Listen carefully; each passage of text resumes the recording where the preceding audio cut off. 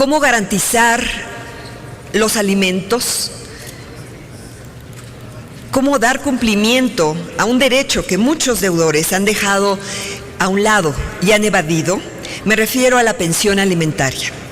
La negativa de muchos de los deudores, generalmente padres, está ligada con los casos que tienen que ver con los divorcios y parte de este difícil trámite que implica la separación familiar. Las estrategias adoptadas por el deudor alimenticio van desde la negativa a dar información sobre su nivel y fuente de ingresos, la colusión sobre información falsa, renuncia al empleo formal, emigrar o prácticamente desaparecer. En el Código Civil Federal se establece que los alimentos comprenden la comida, el vestido, la habitación y la asistencia en casos de enfermedad. Respecto de los menores, los alimentos comprenden además los gastos necesarios para la educación primaria del alimentista y para proporcionarle algún oficio, arte o profesión honestos, adecuados a su sexo y circunstancias personales. El mismo código habla del tema de proporcional, a las posibilidades que se debe a quienes se le otorga y quien lo da. La obligación alimentaria no solo incumbe a la legislación civil, sino también se ubica en la esfera de los derechos humanos, vinculándose al interés superior de la niñez, tal como lo establece tanto el artículo 4 de nuestra Constitución, en donde se habla del derecho de niñas, niños y adolescentes, y en el artículo 3 de la propia Convención de los Derechos del Niño, entre diversos ordenamientos.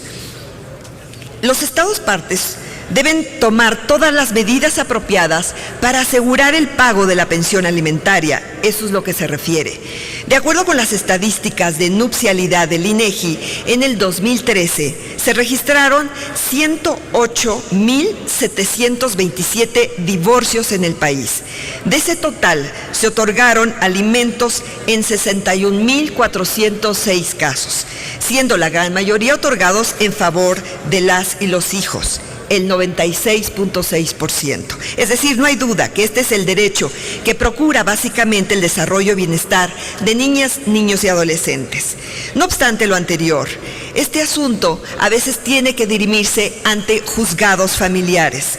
Así, tan solo en el Distrito Federal, el Tribunal Superior de Justicia indica que en materia familiar ingresas en promedio 9.500 casos anuales por alimentos. Los juicios duran a veces 5 a 6 meses, pero hay casos extremos que llevan hasta 5 años. Sin que esto parezca una lucha entre los sexos, ante una separación de ellos, las obligaciones sobre el sostenimiento pareciera que quedaran solamente en la madre. Pero el problema no está solamente en clases de muy baja posición económica, sino es transversal a todos los niveles. Es cierto que muchos hombres no necesitan de convenios, firmas o exigencias para seguir cumpliendo con las obligaciones.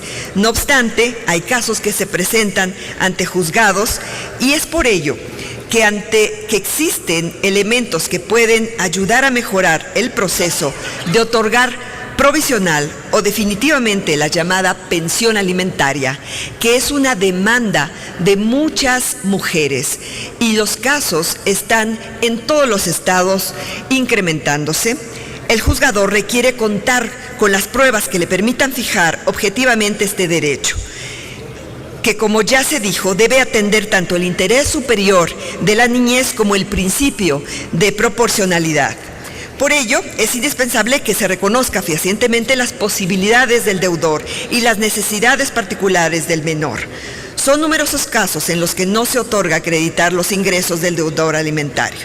Y sabemos también que en todos ellos resulta vital para el juzgador contar con el apoyo de la Comisión Nacional Bancaria y de Valores, en virtud de que es a través de ella, como autoridad reguladora de las entidades integrantes del sistema bancario mexicano, que se puede obtener información suficiente que permita a la autoridad judicial determinar la proporcionalidad de la obligación alimentaria del deudor. Existen una serie de vertientes que dependen de las particularidades de cada caso, pero aludiendo al derecho a la privacidad del cliente, a veces se va de dar la información. También cuando se desconoce con precisión la o las instituciones bancarias, en la que el deudor tiene instrumentos financieros. Ante este panorama, la responsabilidad de las instituciones bancarias y la intervención de la Comisión Nacional Bancaria y de Valores es crucial. Bajo esta tesitura, es necesario dar mayor certeza al proceso que permite fijar y garantizar la cantidad que a título de alimentos debe cubrirse provisionalmente y, en su caso, la que se decrete como pensión definitiva, contando con información confiable y oportuna. Las dilaciones en esta materia son perjudiciales y dolorosas. Por ello, se hace necesaria la reforma al artículo 142 de la Ley de Instituciones de Crédito para que, si bien protege la privacidad de los clientes y usuarios de las instituciones de crédito, con el propósito de que terceros ajenos a las cuentas no intervengan ni tengan acceso a estas en perjuicio del cuentaviente, también incluye como excepción la obligación de las instituciones de crédito de proporcionar la información relativa a las cuentas bancarias en el caso en que la autoridad judicial lo solicite. Por ello, esta obligación que se impone a las instituciones de crédito para informar de sus operaciones o servicios cuando lo pida la autoridad requiere una regulación estricta en lo que hace a los plazos y sanciones en el caso de incumplimiento, eliminando la discrecionalidad que en este momento tienen. Y ante esta urgencia, que implica el derecho a los alimentos por su propia naturaleza, es que presento la iniciativa que obliga, respecto a los plazos, a las instituciones de crédito a proporcionar la información relativa a las cuentas bancarias de los deudores alimentarios en un término que no podrá exceder a 3 días hábiles. Cuando la solicitud se dirija a la Comisión Nacional Bancaria y de Valores, no podrá exceder de 5 días hábiles. En ambos supuestos, los plazos son contados a partir del día siguiente a la recepción del oficio. Asimismo, la Comisión Nacional Bancaria y de Valores podrá solicitar por única ocasión una prórroga de hasta 3 días hábiles.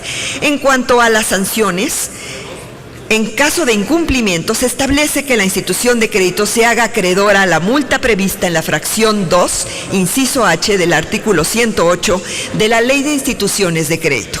En el caso de la Comisión Nacional Bancaria y de Valores, se imponen las sanciones por falta administrativa que correspondan en los términos a los artículos 1, 2 y 5, y es por ello que someto a la consideración de esta honorable Asamblea el proyecto de decreto que reforma la Ley de Instituciones de Crédito y, con esta iniciativa, también contribuir significativamente a acelerar el proceso para fijar pensiones alimenticias y a lograr que en 72 horas las instituciones bancarias aporten la información necesaria para fijar el monto a cubrir del deudor alimenticio.